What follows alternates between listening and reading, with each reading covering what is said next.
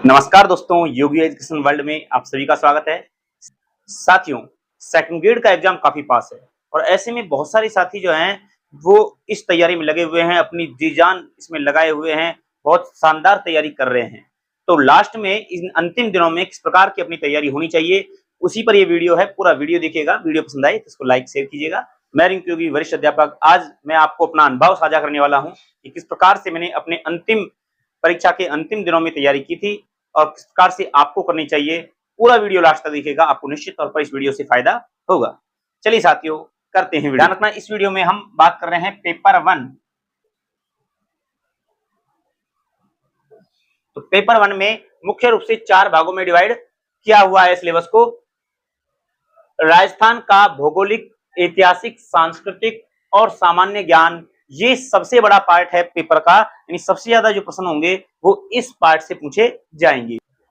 अधिकांश अभ्यर्थियों का ये पार्ट जो है काफी अच्छा तैयार होता है, स्ट्रांग होता है, तो यहीं से वो ज्यादा स्कोर करते हैं। ठीक है, तो ये पार्ट को आपको हल्के से नहीं लेना है। अब इससे जो वैसे ऐसा कोई फिक्स नहीं है, लेकिन उम्मीद यह है कि यहां से 40 प्रश्न आने की संभावनाएं हैं।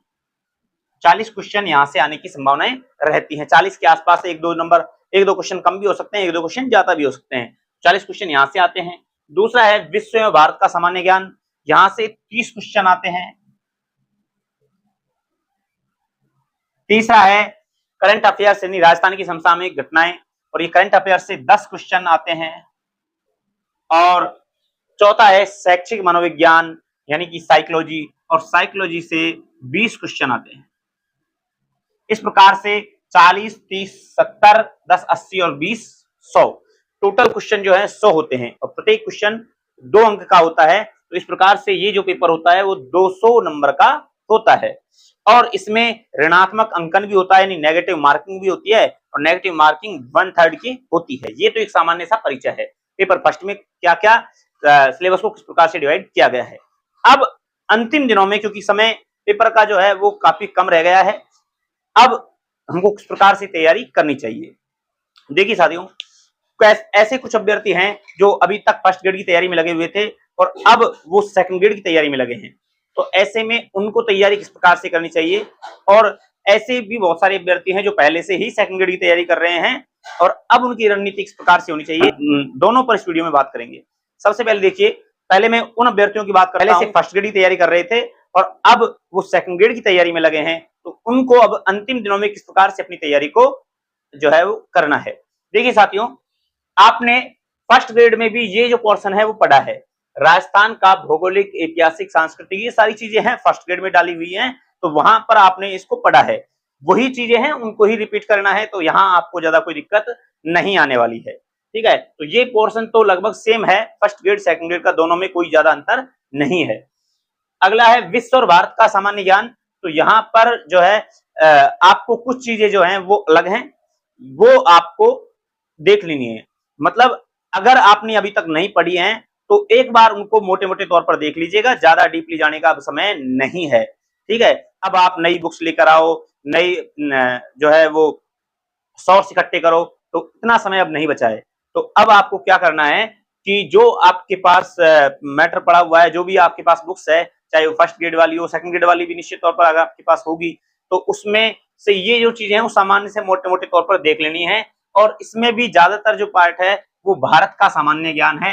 ये आपने फर्स्ट ग्रेड में भी देखा है, यानी इसमें पॉलिटी का पार्ट जो है वो बहुत ज्यादा है। पॉलिटी जो है उसको आप अच्छे से तैयार कर सकते हो। आपने फर्स्ट ग्रेड में भी इसको पढ़ा है और सेकंड ग्रेड में भी ये पोर्शन है। तो आप जो है केवल रिवीजन की बात है, आपने अगर फर्स्ट ग्रेड में तैयारी की है तो सेकंड ग्रेड में भी उसी को आपको जो है अब से इसको देख लेना है, क्योंकि बहुत ज्यादा डीपली अगर प्रश्न कहीं से आते हैं, अभ्यर्थी अगर कहीं पर फंसते हैं, तो वो होता है पॉलिटी। पॉलिटी के मामले में पेपर जो है वो बहुत हार्ड हो जाता है। ठीक है, पिछले आपने देखा होगा आरपीएससी का ट्रेंड रहा है, पिछले 2-3 पेपर देखे जाएं तो ज्यादातर जो हार्ड वाला पोर्शन है वो पॉलिटी के ही प्रश्न रहे हैं। तो आपको पॉलिटी को बहुत जो सीरियस लेना है, अच्छे से पढ़ना है, डीपली इसको पढ़ना पड़ेगा। ठीक है, तो ही आप इन क्वेश्चनों को अटेम्प्ट कर पाओगे। और यदि आपको लगता है कि पॉलिटी हमारे बस की नहीं है, हमें याद नहीं होता है, तो फिर आप इसको स्किप कर दीजिए। ठीक है, इसके लिए फिर आपको क्या करना है कि कोई पॉलिटी के टीचर्स बहुत सारे यूट्यूब पे पढ़ाते हैं, या आपने कोई कोर्स लिया हुआ है ऑनलाइन, तो वहां से उनकी क्लासेस देखिए। इससे क्या है कि आपके जो कॉन्सेप्ट हैं वो थोड़े क्लियर हो जाएंगे, और आप जो है ऑनलाइन या किसी भी टीचर्स के माध्यम से जहां से भी आप पढ़ रहे हो वहां से अपने कॉन्सेप्ट को क्लियर करने का प्रयास कीजिए। ठीक है, तो पॉलिटी आपको इस प्रकार से यहां से देख लेनी है। 30 नंबर का मैटर है करंट अफेयर्स। अब दोस्तों वो समय है जब आपको करंट अफेयर्स को अच्छे से देखना है।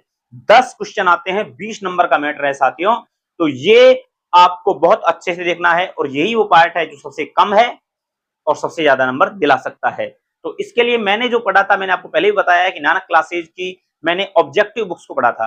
आप भी नानक क्लासेज की ऑब्जेक्टिव बुक्स आती है, आप उसको पढ़ सकते हो। आपको जो भी अच्छी लगती है, चाहे मोमल पढ़ो या क्रोनोलॉजी पढ़ो, जो भी आपको अच्छी लगती है आप वहां से पढ़िए। लेकिन अब करंट अफेयर्स पढ़ने का समय आ गया है। आपको पर डे करंट अफेयर्स को 1.5 से 2 घंटे देने ही होंगे। ठीक है, अब वो समय है कि आपको करंट अफेयर्स पढ़ना ही होगा। अभी तक मैं कहता था कि करंट अफेयर्स अभी मत पढ़िए, बाद में पढ़िए, लेकिन अब लास्ट टाइम आ गया है, अब आपको करंट अफेयर्स जो है वो निकालना है। ठीक है, और ऑब्जेक्टिव क्वेश्चनों को निकालने का बहुत ज्यादा प्रयास कीजिएगा इसमें। ठीक है, आगे बात करें शैक्षिक मनोविज्ञान, तो शैक्षिक मनोविज्ञान जो है ये कॉन्सेप्ट बेस्ड क्वेश्चन होते हैं। यहाँ समझ पर आधारित प्रश्न होते हैं। आपने अगर शिक्षा मनोविज्ञान पढ़ा है, जो कि आपने इसमें भी फर्स्ट ग्रेड में भी पढ़ा है, सेकंड ग्रेड में भी, या रीट की भी आप तैयारी कर रहे हो तो वहां भी आपने पढ़ा है, तो वही शैक्षिक मनोविज्ञान है, ज्यादा कुछ अंतर नहीं होता है। तो आपको कुछ फैक्ट्स याद करने हैं और अपने दिमाग में जो है इसके कॉन्सेप्ट हैं उसको क्लियर रखना है, बस यही चीजें होती हैं इसमें। तो वो सारी चीजें हैं। अगर आपको इस तरह से आप इन चीजों को इस तरह से लेकर चलोगे तो बहुत आराम से हो जाएगा। मैं बताता हूं साथियों कि यहाँ आपको ज्यादा लोड लेने की आवश्यकता नहीं है। पेपर फर्स्ट में जो पहले से ही फर्स्ट ग्रेड की तैयारी कर रहे हैं उन अभ्यर्थियों के लिए जो ये पेपर फर्स्ट है वो ज्यादा कुछ नया नहीं है। इसमें बहुत कम पार्ट ऐसा है जो आपको अलग से पढ़ना होगा, और जो बहुत कम पार्ट है आप उसको एक बार देख लीजिए। बाकी जो आपने पहले पढ़ा हुआ है उसी का आपको रिवीजन करना है, क्योंकि अब समय है रिवीजन का, नया पढ़ने का अब समय नहीं रहा है। कुछ टॉपिक्स जो नए हैं उनको आप निकाल लीजिए। ठीक है साथियों, अब बात करते हैं उन अभ्यर्थियों की जो सेकेंडरी तैयारी पहले से कर रहे हैं। अब वो सोच रहे हैं कि अब हमको अपनी स्ट्रेटेजी किस प्रकार से रखनी चाहिए, किस प्रकार से हमारी तैयारी को अब आगे रखना है। साथियों, जो पहले से अपने सेकंड ग्रेड की तैयारी कर रहे हैं, निश्चित तौर पर उनका रिवीजन यहाँ पर 2 से 3 बार तो हो ही गया होगा, और जिनका रिवीजन 2 से 3 बार हो गया उनकी तैयारी काफी अच्छी है। ठीक है, अब जैसे जैसे एग्जाम आता है तो आपके जो है घबराहट सी बढ़ती जाती है, बहुत सारी चीजें दिमाग में चलती है कि हमें तो कुछ भी याद नहीं है। ऐसा कुछ भी नहीं है साथियों, आपकी तैयारी बहुत शानदार है और ये तैयारी एग्जाम हॉल में आपको देखने को मिलेगी।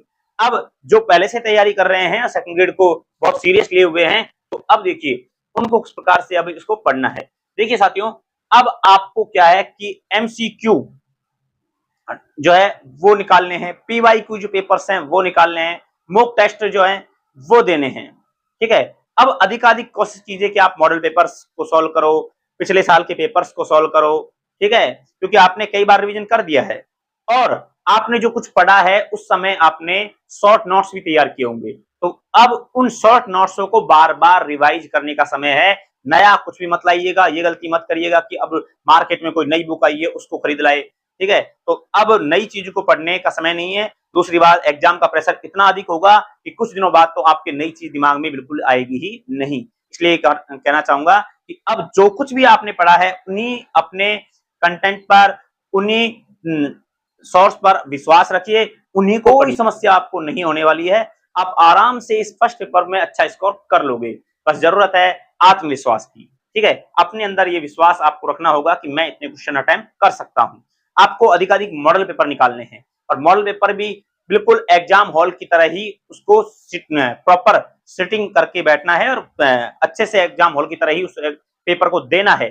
फिर अच्छे से उनके आंसर को मिलान करना है, नेगेटिव मार्किंग काट करके आपके कितने % सही हो रहे हैं ये आपको करना है। यदि आप ऐसा करते हो तो निश्चित तौर पर साथियों जो है आपको पहले ही पता लग जाएगा कि मेरा जो है स्तर कहाँ है, मेरी तैयारी कितनी है, मैं कितना स्कोर कर रहा हूं। और विश्वास मानिएगा साथियों, मैंने भी इसी प्रकार से बहुत सारे मॉडल पेपर निकाले थे, और जो स्कोर मेरा मॉडल पेपर्स में बैठ रहा था वही स्कोर जो है मेन एग्जाम में जो पेपर फर्स्ट था इसमें बैठा था, यानी वही लगभग वही % जो है सही रहे थे नेगेटिव काट पीट के। ठीक है, तो आपको यहीं पर अपनी तैयारी को इस प्रकार से देख लेना। प्रीवियस ईयर्स के क्वेश्चनों को हल करना नहीं भूलिएगा, वो आपको अवश्य यहाँ पर देख लेने हैं।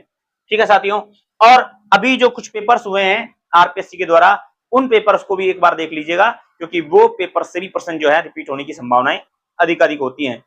अब देखिए यहाँ पर जो विशेष तौर पर इस समय अब आपको जोर देना है वो राजस्थान वाले पार्ट पर देना है, क्योंकि राजस्थान का पार्ट ऐसा है कि यहाँ से जो प्रश्न बहुत सरल भी आते हैं, तो लेकिन अगर गलती होगी तो यही क्वेश्चन जो है आपको छाड़ देंगे। ठीक है, कुछ क्वेश्चन यहाँ पर हार्ड बनेंगे और वो क्वेश्चन वही सॉल्व कर पाएगा जो पढ़ेगा। ठीक है, यहाँ से ऐसे क्वेश्चन नहीं बनेंगे जो कोई कर नहीं सकता, निश्चित तौर पर जो पढ़ेगा वो उन प्रश्नों को करेगा।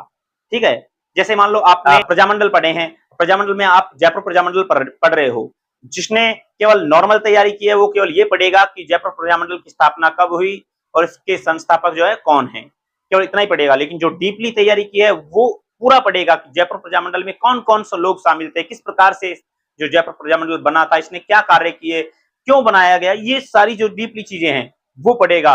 और प्रश्न अगर अंदर से आएगा तो यहां से आएगा। ठीक है, तो ऐसे चीजें हैं। आपको अब जो है इस पहले वाले पार्ट पर राजस्थान जीके पर विशेष गौर करने की जरूरत है, जो पहले से तैयारी कर रहे हैं। दूसरा, उनको विशेष तौर पर करंट अफेयर्स पर ध्यान देना है। करंट अफेयर्स को अब मजबूती से लेना है, शानदार तरीके से लेना है। करंट अफेयर्स आपका अच्छा हो जाता है तो आपका पेपर भी शानदार होगा। और तीसरी जो चीज है वो है शिक्षा मनोविज्ञान। ये एक ऐसा पार्ट होता है जो थोड़ी सी तैयारी में भी अच्छा किया जा सकता है, बस जरूरत है अपनी समझ की, अपनी विवेक की। एग्जाम हॉल में आप कितने सही विवेक को रखते हो, आपकी सोच वहां पर किस प्रकार की रहती है, आप घबरा तो नहीं रहे हो, ऐसे में आप शिक्षा मनोविज्ञान को बहुत आसानी से कर सकते हो और बहुत शानदार तरीके से इसमें स्कोर कर सकते हो। मेरा मानना है कि 20 में से 17-18 क्वेश्चन तो किए ही जा सकते हैं, और इतने क्वेश्चन की अपेक्षा ये पेपर रखता भी है। ठीक है, और मान लो आप फिर भी मान लो थोड़ा हार्ड बनता है तो 15% तो आपको यहां से करने ही चाहिए। करंट अफेयर्स जो है यहां आप 10 में से अगर 6 से 7 क्वेश्चन भी निकाल लेते हो बिल्कुल सही नेगेटिव काट के, तो बहुत अच्छा स्कोर रहेगा। और यहाँ पर भारत और विश्व की जीके की बात की जाए तो यहाँ पर जो विश्व का जीके है ये कुछ अभ्यर्थियों के लिए बहुत अलग होता है, और जैसे महासागर, महाद्वीप वगैरह, तो ये जो चीजें हैं इनको ऊपर ऊपर से देख लेना, अंदर तक जाने की कोई जरूरत नहीं है। आप ऊपर ऊपर से इनकी सामान्य जानकारी रखना, प्रश्न यहीं से आता है, बाकी अंदर डीपली कोई प्रश्न नहीं पूछा जाता है, तो इसको ऐसे लेना है। बाकी भारत की जो पॉलिटी है इसको आपको देख लेना है अच्छे से, है ना, जैसे राष्ट्रपति, प्रधानमंत्री वगैरह जो है और आयोग जो है इनको अच्छे से देख लेना, आयोग से प्रश्न आते हैं, तो ये सारी चीजें हैं। और अगर यहाँ पर भी जो आपका स्कोर 30 में, ये पार्ट जो है ना ये टफ होता है थोड़ा सा, और ये अगर आप यहाँ पर मान लो 15 से 20 क्वेश्चन अटेम्प्ट कर पाते हो, बहुत अच्छा यहाँ पर मैं कह सकता हूँ कि अगर ये 15 से 20 क्वेश्चन यहाँ अटेम्प्ट कर पाते हो, और राजस्थान वाले पार्ट में तो भैया 30 प्लस तो आपको करने ही होंगे। 30 से 32-35 जो भी हो सकता है अधिकतम, यानी कम से कम 30 तो यहाँ पर करने ही होंगे। ठीक है, अगर इतना स्कोर करते हो तो निश्चित तौर पर आप बहुत अच्छी स्थिति में हो। जैसे हम यहाँ मान के चले न्यूनतम भी हम लेते हैं तो 30 और 15 45, 45 और 6 51, 51 और 15 66, तो लगभग 66 क्वेश्चन होते हैं। ठीक है, फिर भी हम ये मान के चलते हैं पेपर हार्ड होता है, पेपर हार्ड होता है, तो भी अगर आप यहाँ पर पेपर 1 में 55 प्लस प्रश्न कर पाते हो तो बहुत अच्छी स्थिति में हो। ध्यान रखना, पेपर 1 में यदि आपने 55 प्लस क्वेश्चन सही किए तो बहुत अच्छी स्थिति में हो, आपने बहुत अच्छी तैयारी की थी, इसीलिए आप 55 प्लस कर पाए हो नेगेटिव काट पीट के, है ना। अगर पेपर सरल बन जाता तो एक अलग बात है, लेकिन पेपर हार्ड बनेगा। निश्चित तौर पर पेपर जिस प्रकार से आरपीएससी का ट्रेंड रहा है तो आप हल्के में नहीं लीजिएगा पेपर 1 को, और ये भी हो सकता है कि पेपर 1 की वजह से आप इस भर्ती से वंचित रह जाओ, आप दौड़ से बाहर हो जाओ। ठीक है, तो 40% वाला जो रूल है उसको भी आपको ध्यान रखना है। और यहाँ अगर आपको निश्चित सिलेक्शन चाहिए तो पेपर फर्स्ट में निश्चित तौर पर 55 प्लस प्रश्न को आपको सही करने होंगे नेगेटिव काट पीट करके। ठीक है, तो इस प्रकार से आपको अपनी तैयारी करनी है। इस समय जो है अब आपको केवल अपने जो पढ़ने की जरूरत है इस समय, जैसे कि मैंने पढ़ा था, मैंने तो क्या किया था, सिर्फ अपने जो शॉर्ट नोट्स थे, शॉर्ट नोट्स ही पढ़े थे। जो मैंने तैयारी की थी उस समय शॉर्ट नोट्स बनाए थे, और अब उन शॉर्ट नोट्स को जो है बार बार रिवीजन किया था।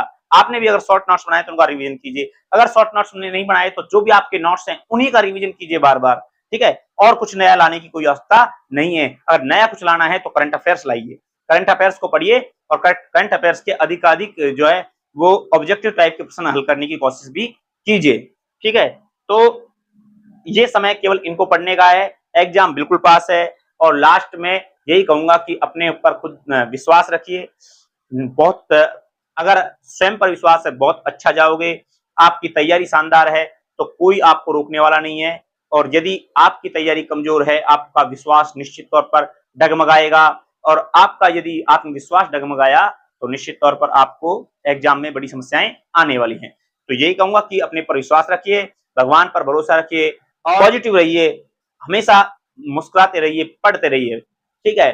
तो एग्जाम का कोई लोड नहीं लेना है, प्रेशर अभी नहीं बनाना है, और पढ़ाई को जैसा आप करते आ रहे हो वैसे ही करिए। बस थोड़ा सा अब इस पर जो है एक्सीलेटर दबाने का समय है।